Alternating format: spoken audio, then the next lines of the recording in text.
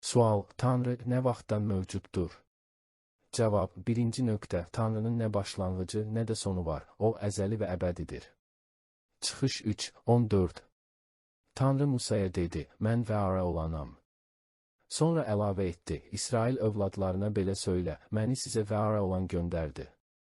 İkinci nöqtə: Tanrı keçmişdə də vardı, indi də var, həmişə də olacaq. Vəhiy 1:8. Rəbb Tanrı deyir: Mən alfa və omegayam, keçmişdə olan, indi olan və gələcəkdə də olacaq qüdrətli Tanrıyam. Vəhiy 4:8. Dörd məxluqun hər birinin 6 qanadı var idi, içi və çölü gözlərlə dolu idi.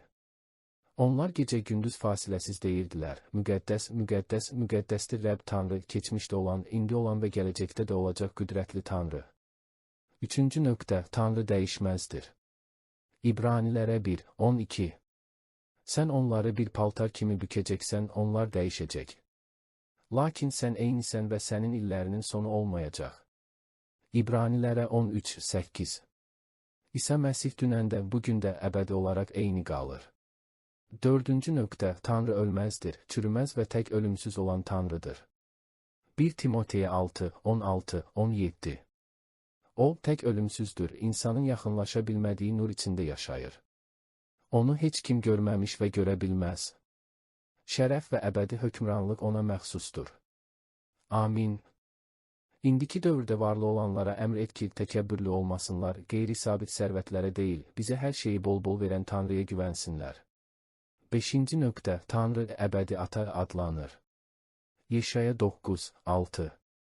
Çünki bizə bir uşaq doğuldu, bizə bir oğul verildi, hökmranlıq onun çiyinləri üzərində olacaq. Onun adı möhtəşəm müşavir, qüdrətli Tanrı, əbədi ata, sülh şahzadəsi adlanacaq. Altıncı nöqtə: Tanrı həm də yaşayan Tanrı adlanır. Qanunun təkrarı 33:27.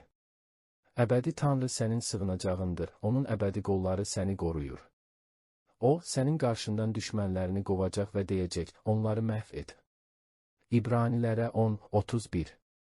Yaşayan Tanrının əlinə düşmək qorxuncdur. Yeddinci nöqtə: Tanrı əzəldən əbədiyyətə qədər var olan Tanrıdır.